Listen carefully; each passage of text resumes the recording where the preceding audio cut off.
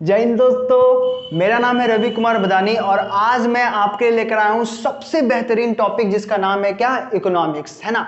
ये class 11th के economics का सबसे पहला चैप्टर है, व्हाट इज इकोनॉमिक्स। ठीक है, तो अगर आप लोग कॉमर्स के स्टूडेंट हैं तो निश्चित तौर पर हमसे जुड़े रहिए। हम इकोनॉमिक्स के बेहतरीन से बेहतरीन चैप्टर बहुत ही आसान तरीके से क्या करेंगे, आपके सामने लाएंगे। ठीक है, तो हम लोग आते सीधा।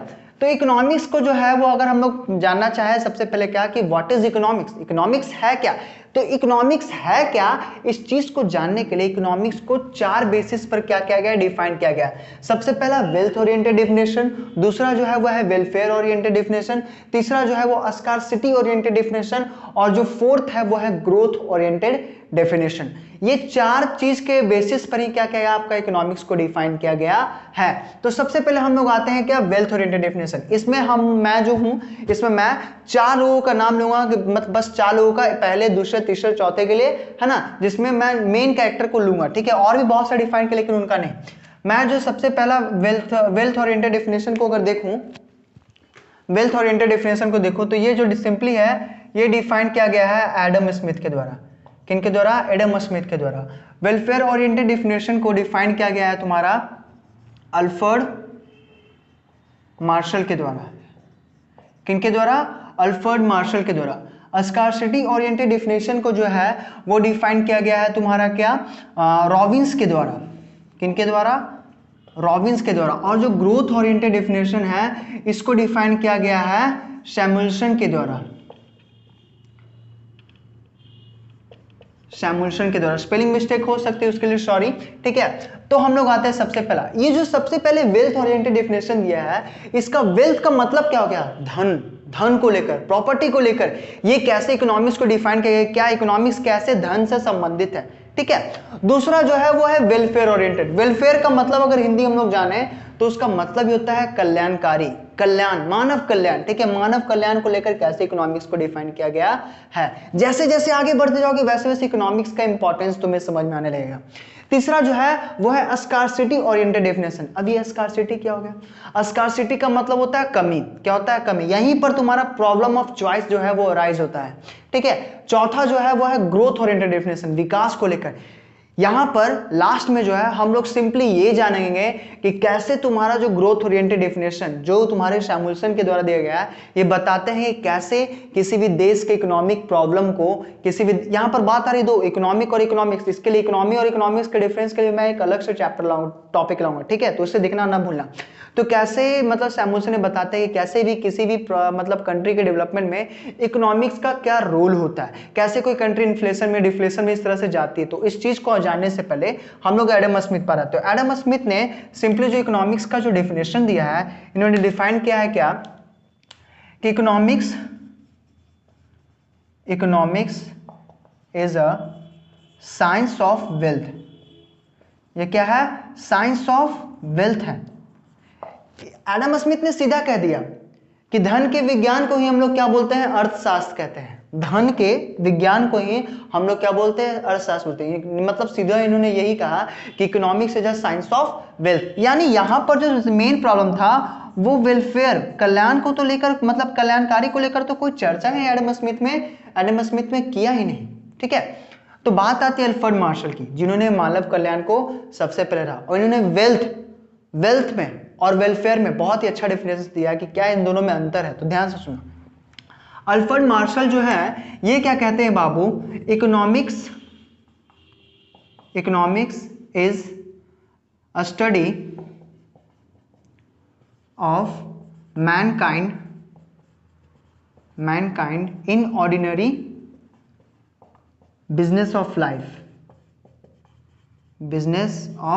लाइफ। बात आती है दो चीज, मैनकाइंड, मानव का क्या क्या रोल होता है किसमें, तुम्हारा ऑर्डिनरी बिजनेस ऑफ लाइफ में। हम लोगों का दो रोल होता है, मानव का जो है, ह्यूमन का दो रोल होता है। कैसे, वो दो रोल क्या क्या में होता है तो वो सुनना। सबसे पहला जो रोल होता है वो होता है तुम्हारा एज अ प्रोड्यूसर। सबसे पहला किसमें, एज अ प्रोड्यूसर। और दूसरा जो होता है consumer. We might produce the goods and services, but it will be consumed by the consumer. Sorry, consumer लिखा गया था, कंज्यूमर, है ना। हम लोग जो वस्तु बनता है, उस जो वस्तु बनाता है उसे प्रोड्यूसर कहते हैं, और जो वस्तु कंज्यूम करता है उसे हम लोग क्या बोलते हैं, कंज्यूमर। डेयरी मिल्क सिल्क जो है वो एक चॉकलेट है, वो चॉकलेट बनाया गया है किसी फैक्ट्री के द्वारा, तो वो बोलते हैं क्या, प्रोड्यूसर। लेकिन जब यही डेयरी मिल्क मतलब सिल्क जो है हम लोग वैलेंटाइन डे के दिन गिफ्ट करते हैं, ठीक है, तो उसे हम लोग क्या बोलते हैं, हम लोग इसका सॉरी हम भी तो वहां पर प्रोड्यूसर की तरह रोल कर दें, हम उसे लो लो प्लीज ले लो ना, प्लीज पैर पकड़ के बोल रहे ले लो ले लो, प्रपोजल एक्सपेक्ट करो, ये बोल रहे हैं हम लोग, ठीक है। तो वो जो ले मतलब वो जो डेयरी मिल्क अगर ले ली, ठीक है, तो वो क्या हो जाती है, कंज्यूमर। क्या हो जाती है, कंज्यूमर। अभी मतलब हम लोगों ने भी एज ए कंज्यूमर की तरह रोल किया, ठीक है। तो इस तरह से हम लोगों को पता चलता है कि प्रोड्यूसर और कंज्यूमर में क्या डिफरेंस होता है। लेकिन जो बात आती है, अल्फ्रेड मार्शल ने जिन्होंने जो सबसे इंपॉर्टेंट जो जान दिए हैं, उनने क्या कहा कि ये जो हम लोग वेल्थ देख रहे हैं, ये वेल्थ जो है वो किसके लिए है, मेन के लिए। इन्होंने क्या कहा कि वेल्थ इज फॉर मैन, ना कि मेन जो है मेन इज फॉर वेल्थ, है ना।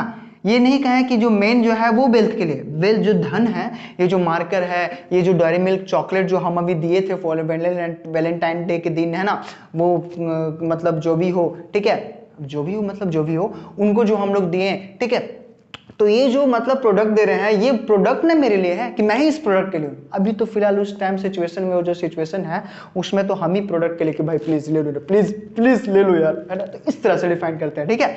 तो हम लोग आते हैं, तो वेल्थ जो है वो किसके लिए है, मेन के लिए, ना कि मेन किसके लिए है, वेल्थ के लिए। तो ये जो धन है, ये जो चेयर है, ये जो मार्कर है, ये जो कैमरा है, ये जो यूट्यूब तुम लोग, हम यूट्यूब वीडियो जो बना रहे हो, तुम जो यूट्यूब वीडियो अपलोड करो, यूट्यूब ना हम लोगों के लिए है कि हम ही लोग यूट्यूब के लिए नहीं ना। तो हम लोग क्या करते हैं, सिंपली वीडियो मेकिंग करते हैं, अर्न करते हैं उस पर। अभी तो मेरा स्टार्टिंग है, ज़्यादा से ज़्यादा शेयर करोगे, सब्सक्राइब करोगे तो उससे मेरा अर्निंग होगा, इसके लिए मैं प्रेशराइज नहीं करूंगा, ठीक है। तो वेल्थ क्या है, मेन के लिए, ना कि मेन किसके लिए, वेल्थ के लिए। तो बात आती है रॉबिन्स की। रॉबिन्स ने बहुत ही अच्छे से डिफाइन किया इकोनॉमिक्स का, लेकिन ये जो है वो वेलफेयर को लेकर चर्चा नहीं करते, इन्होंने वेलफेयर को कहीं पर जगह दिया ही नहीं। तो रॉबिन्स ने क्या कहा, simply economics is science of human behavior। इन्होंने क्या कहा कि economics is science of human behaviour as अ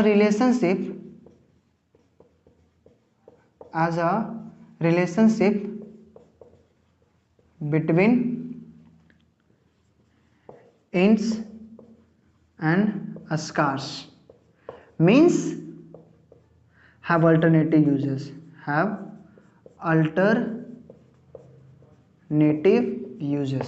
तो रॉबिन्स ने जो है वो सिंपली इकोनॉमिक्स को क्या कहा कि इकोनॉमिक्स इज साइंस। इकोनॉमिक्स क्या है, इकोनॉमिक्स एक ऐसा साइंस है ह्यूमन बिहेवियर का जो रिलेशनशिप बताता है किसके बीच में, इंड्स और स्कार्स के बीच में। अब इंड्स और स्कार्स का मतलब क्या होता है, इंड्स कहने का मतलब सिंपली हो गया जो खत्म नहीं हो सकता या जो खत्म हो गया। अब जैसे यहाँ पर जो मेन प्रॉब्लम है वो इस बात को लेकर होती है, ये जो अल्टरनेटिव यूज जो बोला गया है वो क्या है, ध्यान से देखना।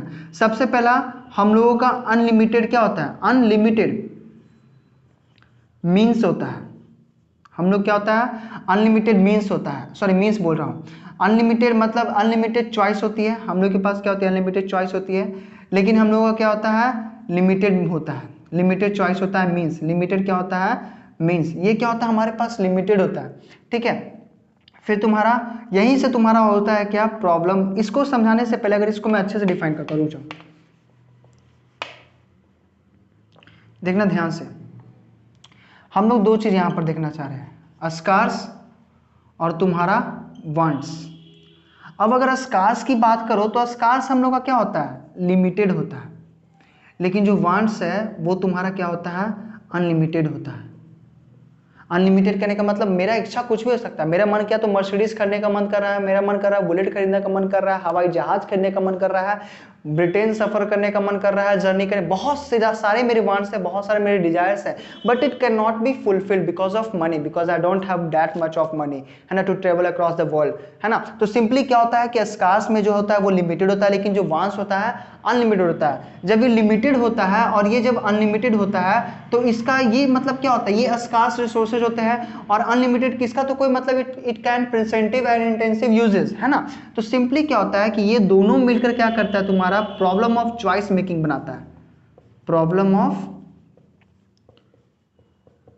चॉइस मेकिंग, ये चॉइस मेकिंग में हमें क्या करता है, प्रॉब्लम कर देता है। चॉइस मेकिंग कहने का मतलब, अब देखो हम लोगों को चॉइस करने में दिक्कत कर देता है, हम लोगों का वांट्स तो बहुत है।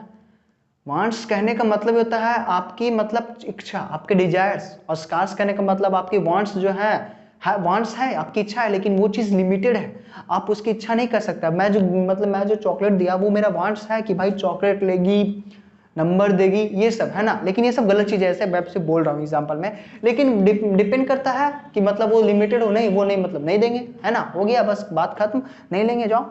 तो ये लिमिटेड, ये अनलिमिटेड। तो प्रॉब्लम ऑफ चॉइस मेकिंग में सिंपली क्या होता है कि आपको चॉइस मेकिंग में क्या होता है, प्रॉब्लम क्रिएट करता है। अगर बात आती है सैमुअल्सन की, तो इन्होंने बहुत ही अच्छे तरीके से क्या किया, इकोनॉमिक्स को डिफाइन किया, बहुत ही अच्छे तरीके से क्या किया, इकोनॉमिक्स को डिफाइन किया। मैं इसका बताता हूं। इन्होंने ग्रोथ ओरिएंटेड डेफिनेशन लिया। क्या लिया, growth oriented definition. Growth oriented definition कहने का मतलब ही सीधा क्या होता है कि आपका जो ग्रोथ को लेकर कैसे किसी की मतलब कैसे किसी देश की विकास को बढ़ाया जा सकता है, ये कैसे यहाँ पर प्रॉब्लम ऑफ चॉइस मेकिंग है, कैसे यहाँ पर कम होता है। ध्यान से इन्होंने सिंपली क्या कहा,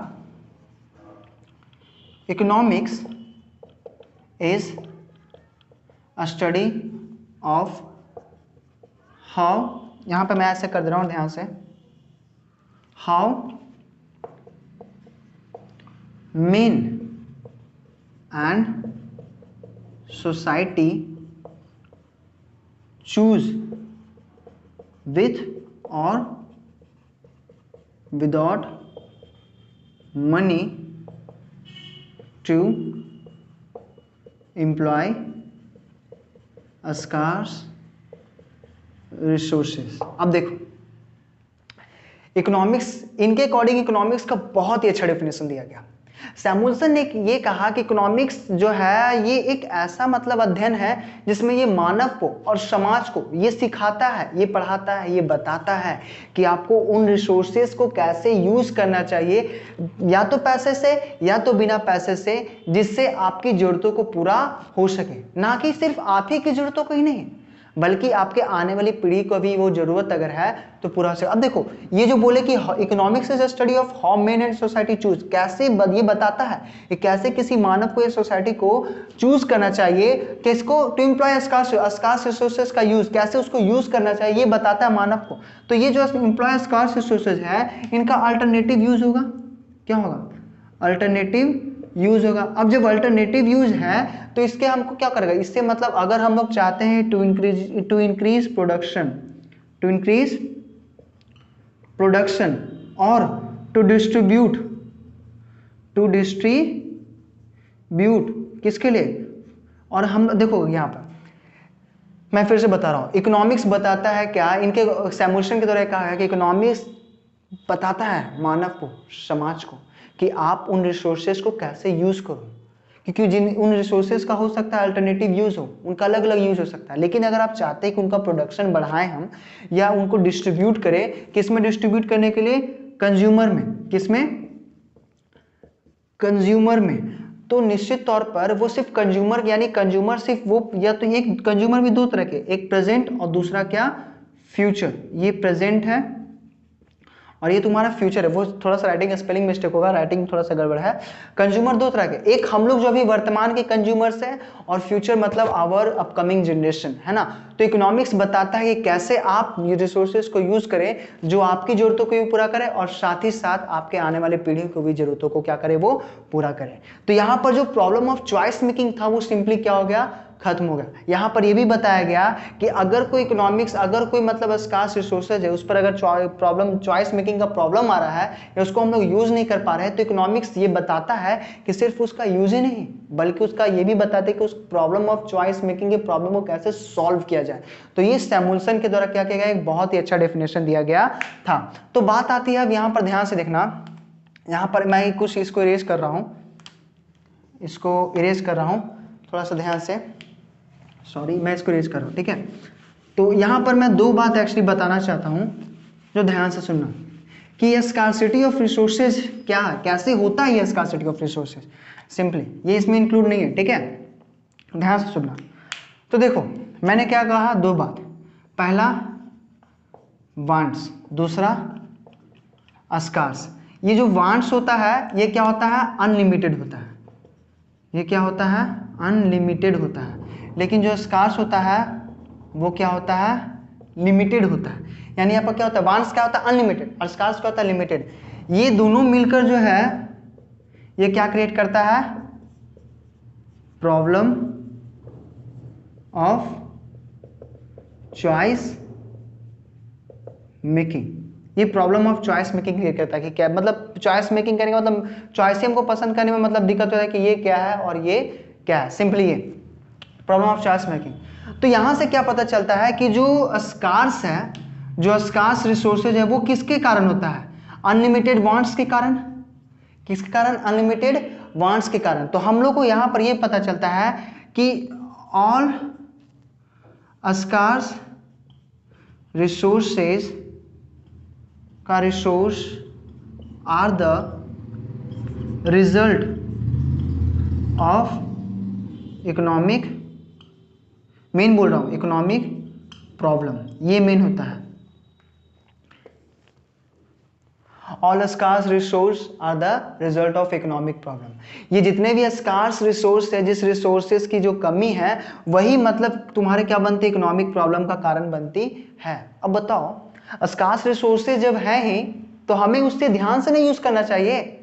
there should be a proper management. एक सस्टेनेबल डेवलपमेंट का टर्म आता है, कहने का मतलब क्या होता है, development should take place but without damaging the environment. Development should take place without damaging the environment and it should not compromise with the future needs. कहने का मतलब डेवलपमेंट जो है वो होना चाहिए, कोई दिक्कत नहीं हो, लेकिन इस तरह से भी नहीं हो कि ये फ्यूचर नीड्स को ही क्या कर दे, खत्म कर दे, तो वो इकोनॉमिक प्रॉब्लम बन जाएगा। तो ये जितने भी इकोनॉमिक प्रॉब्लम है वो किनके कारण है, स्कार्स रिसोर्सेज के कारण। और ये स्कार्स रिसोर्सेज हो क्यों रहे हैं, हमारे अनलिमिटेड वांट्स के कारण। तो अगर हम अपने वांट्स को लिमिटेड कर दे, जो हो नहीं सकता है, अगर हम लोग वांट्स को अपने लिमिटेड कर दे लेकिन जो हो नहीं सकता है, तो इससे इकोनॉमिक प्रॉब्लम कुछ हद तक क्या होगा, कम होगा। तो मेनली हम लोगों ने अभी देखा क्या कि इकोनॉमिक्स जो है वो कैसे डिफाइन किया गया है 4 एक्टिविटीज में, ठीक है। तो यहां तक जो है मैंने इकोनॉमिक्स को डिफाइन किया, अपने हद तक बहुत अच्छे से प्रयास किया है, ठीक है। तो अब आप लोग को जैसा समझ में आता है वैसे वीडियो को ध्यान से देखिए, और अगले क्लास में मैं लेकर आऊंगा इकोनॉमिक एक्टिविटीज को और टाइप्स ऑफ इकोनॉमिक्स, जो माइक्रो और मैक्रो इकोनॉमिक्स पढ़ना है। क्लास 11th में आपको सिंपली क्या पढ़ना है, आपका जो इस बार पैटर्न जो चेंज किया है 2020 में, वो आपका क्या चेंज किया है कि जो इकोनॉमिक्स, जो माइक्रो इकोनॉमिक्स है वो आपका 11th में लिया है, और इंडियन इकोनॉमिक डेवलपमेंट जो है वो आपके क्लास 12th के इकोनॉमिक्स में क्या कर दिया है, ऐड कर दिया है। तो इस तरह से, खैर हमको उतना ध्यान तो देना नहीं है, तो नेक्स्ट क्लास में हम लोग इकोनॉमिक एक्टिविटीज के बारे में पढ़ेंगे, और साथ ही साथ आपके माइक्रो और मैक्रो इकोनॉमी में क्या करेंगे, डिफरेंस देखेंगे। तब तक के लिए जय हिंद और जय भारत। तो हमारे साथ जुड़े रहिएगा, थैंक यू।